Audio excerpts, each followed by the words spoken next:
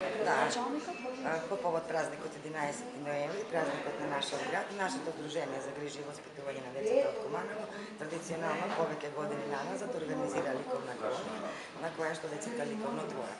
За прв пат оваа година изедавме нова техника, изработка на скулптура.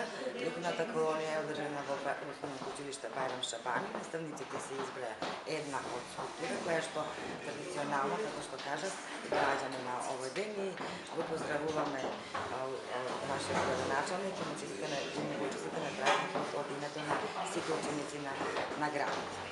Скулптурата е изработена од ученици од Кирил и Методи? Скулптурата е изработена од учениците од Основното училиште Кирил и Методи од село Романовци и на оваа ликовна колонија учествуваат ученици од основните училишта од градот, од училиштето Браќа Рибар од Романовци и училиштето Кирил и Методи од село Романовци.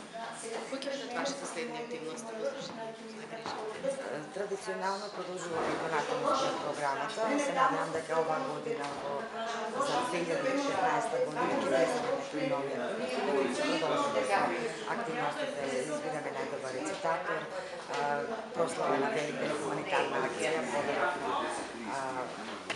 донации за децата во и во детскиот центарот за деца со преченост во детската градинка во Бамара. Понатаму имаме активности по повод детска недела, поголем број на разновrsни активности кои што ги предлагаме во училиштата, кои што зиден избор се избираат, посета на градоначалникот по повод денот на детската недела, детски лирски приперени промоции, што имат нова година, традиционално продолжуваме понатаму.